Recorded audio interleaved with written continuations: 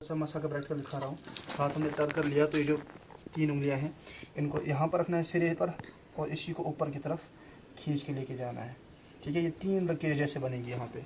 इसी तरह बाएं हाथ को तर कर लिया और फिर ऊपर इस पर रखने हैं और इसको ऊपर की जानिब लेकर जाना है। ये मसा हो गया, नीचे से करने की कोई हाजत ज़रूरत नहीं है। बिस्मिल्लाहिर्रहमानिर्रहीम।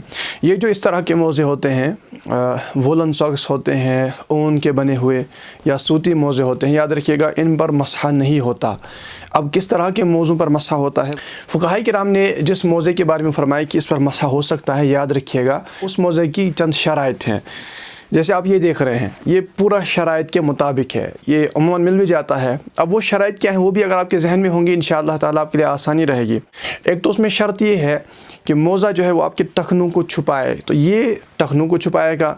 मोज़ा ऐसा हो कि अगर उस पर पानी गिरे तो फिल फौर वो जो है वो सरायत करके ना जाए। ठीक है, तो ये ऐसा है कि पानी को रोक देगा, यानी पानी अगर इस पर गिरेगा तो फिल फौर जो है वो सरायत नहीं करेगा। इसी तरह एक शर्त ये है कि ये पाँव से चिपटा हुआ हो, यानी इसको पहनकर बंदा बआसानी चल फिर सके और ये बिल्कुल उस पर पूरा उतरता है।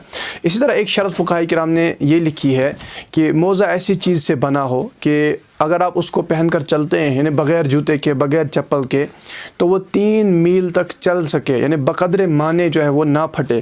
वो बक़द्र माने क्या होता है? मुमानात के बक़द्र, उसका मतलब ये होता है कि ये मोज़ा जो है पाँव की 3 छोटी उंगलियों के बराबर फटा हुआ ना हो, यानी इसको पहनकर पाँव की 3 छोटी उंगलियां जो है वो उसके बक़द्र जो है वो पाँव ज़ाहिर ना हो। अगर ऐसा होगा तो फिर वो मोज़ा जो है वो काबिल मसहा नहीं होगा। तो ज़ाहिर सी बात ये फटा हुआ भी नहीं है। इसमें फ़ुक़हाए किराम ये भी लिखते हैं, जैसे आपको भी पता होगा कि मोज़ा जो है वो लेदर का हो, उस पर मसा होता है। तो लेदर का क्यों कहते हैं? वो इस वजह से कि इसमें ये सलाहियत होती है कि अगर इस पर पानी गिरेगा तो पानी फिलफौर जज़ब नहीं होगा।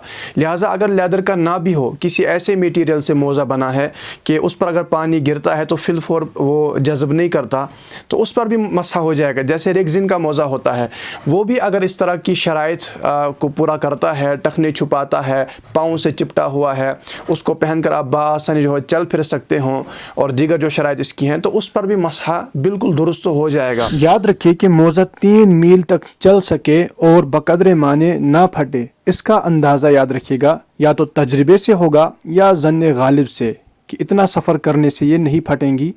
तो फिर मुफ्ताबी कौल के मुताबिक ऐसी जुराबों पर मसहा करना जायज़ है। दारुल इफ्ता अहले सुन्नत। अब इसमें ये भी है कि बाज़ लोग इसमें गलतियाँ करते हैं। जैसे आप ये मोज़ा देखिए, ये इस पर मसहा नहीं होगा। वजह यह है कि इसको पहनने के बाद टखने नहीं छुपते हैं। ठीक है, जैसे मैंने पहले अर्ज़ किया कि शर्त यह है कि टखने छुप जाएँ, इसमें नहीं छुपते।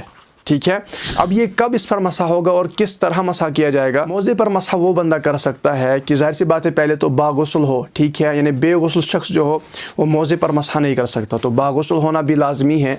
और ये बंदा जो है वो वज़ू करके आया हो, यानी इसका वज़ू हो और उसके बाद ये मोज़ा पहने। अब मिसाल के तौर पर पहले अगर ये इस तरह का वोलन सॉक्स पहनता है, उसके बाद ये पहनता है और इस पर मसहा करेगा, तो ये बिल्कुल दुरुस्त है।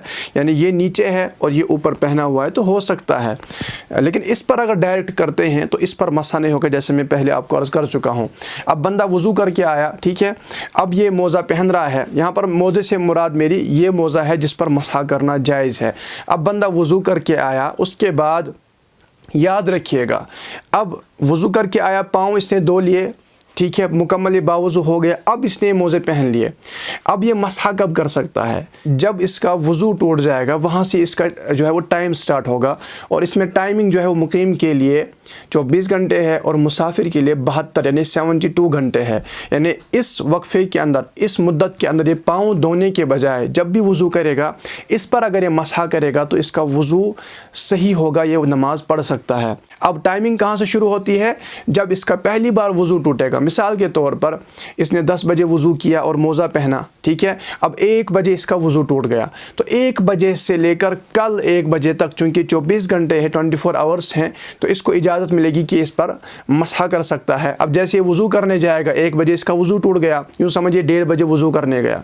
अब इसको पाँव धोने के बजाय अगर इसी पर मसहा करता है तो बिल्कुल ये इसका मसहा दुरुस्त होगा और ये जाकर नमाज भी पढ़ सकता है। और यहाँ पर एक चीज़ अर्ज़ कर दूँ कि मोज़ा जो है वो ऐसा नरम भी हो کہ جب یہ نماز پڑھے، جیسے مردوں کے لیے حکم ہے کہ نماز پڑھے تو پاؤں کی انگلیاں جو ہے یعنی ایک انگلی کا پیٹ یہ زمین کے ساتھ لگنا شرط ہوتا ہے، لہٰذا یہ مڑ بھی جائے، ٹھیک ہے، ایسا ہارڈ نہ ہو کہ یہ مڑ ہی نہ پائے، بلکہ یہ مڑنا بھی چاہیے۔ اچھا، یہ تو ہو گیا کہ کس طرح کے موزے پر مسح کر سکتے ہیں اور کب کر سکتے ہیں، اور اس میں یاد رکھیے گا بالفرض اگر کوئی یہ موزہ اتار دے گا تو اس سے مسح جو ہے وہ ٹوٹ جاتا ہے۔ یعنی مثال کے طور پر کوئی رات کو سونے گیا، اس نے موزہ اتار دیا تو اب اس کا یہ مسح کی جو سہولت تھی ختم ہو گئی۔ ایسا نہیں کہ صبح اٹھے گا اور کہے گا کہ یار مجھے تو ابھی 24 گھنٹے پورے نہیں ہوئے ہیں، اب یہ موزہ پہنے گا، جائے گا، وضو کرے گا اور دھونے کے بجائے جو ہے وہ اس پر مسح کرے گا، اب نہیں ہوگا، بلکہ ضروری ہے کہ اس کو نہیں اتارنا ہے۔ اگر ایک بھی موزہ اتار دیا مسح کا جو ہے وہ اس کی سہولت ختم ہو جائے گی۔ اب یاد رکھیے گا کہ مسح کرنے کے، موزے پر مسح کرنے کے 2 فرائض ہوتے ہیں، وہ آپ کو ذہن میں ہونے چاہیے کہ اس میں 2 فرض کمپلیٹ کرنے ہیں۔ ایک یہ کہ ہر موزے کا مسح ہاتھ کی 3 چھوٹی انگلیوں کے برابر ہو، اور دوسرا یہ ہے کہ موزے کی پیٹھ پر مسح ہو۔ دیکھیے، یعنی جیسے نیچے کی جانب کسی نے اگر نیچے کی جانب مسح کیا تو یہ مسح درست نہیں ہوگا، سائڈس میں کیا تب بھی درست نہیں ہوگا، بلکہ اوپر جو ہے جس کو پیٹھ کہتے ہیں اس پر مسح کرنا ہے۔ اور ہر موزے کا مسح کتنا ہونا چاہیے؟ ہر موزے کا مسح ہاتھ کی 3 چھوٹی انگلیوں کے برابر ہو۔ اب اس کا طریقہ آپ سنیے، یوں سمجھے ہاتھ تر کر لیا آپ نے، اب یہ جو آپ کے حصے ہیں، ٹھیک ہے، یہ آپ کو موزے پر رکھنے ہیں، ٹھیک ہے، یہ پورا آپ نے اس پر رکھا، اسی کو آپ نے اوپر کی طرف کھینچنا ہے۔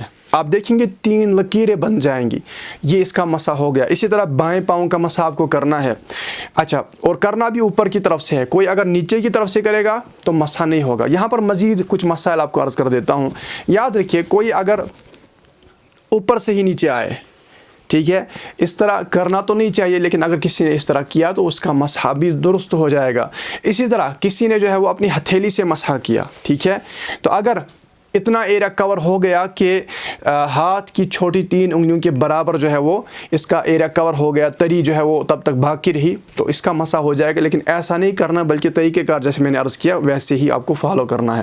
اس کے مزید مسائل آپ پڑھنا چاہیں تو بہار شریعت سے پڑھ سکتے ہیں۔ اب اس پر مزید وہ احکام بھی ہے کہ موزے پر مسح کس طرح ٹوٹتا ہے۔ ظاہر سی بات ہے، جس سے وضو ٹوٹ جائے گا تو یہ بھی ٹوٹ جائے گا، یا اسی طرح جو ہے مدت ختم ہو گئی، یا پھر ایک موزہ جو ہے وہ باہر نکال دیا، موزے میں پانی چلا گیا اور پاؤں جو ہے وہ دھل گیا، اس سے بھی ٹوٹ جاتا ہے، وہ ایک اس کا الگ ٹاپک ہے۔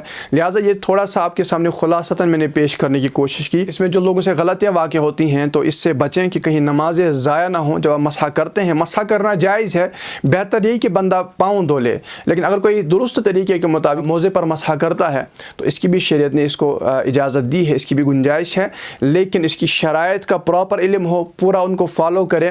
اب اس کا علم حاصل کرنے کے لیے آپ بہار شریعت کی پہلی جلد میں ان مسائل کو مزید پڑھ سکتے ہیں۔ اس ویڈیو کو آپ زیادہ سے زیادہ شیئر کیجیے گا تاکہ دوسرے لوگ بھی اس سے سیکھیں۔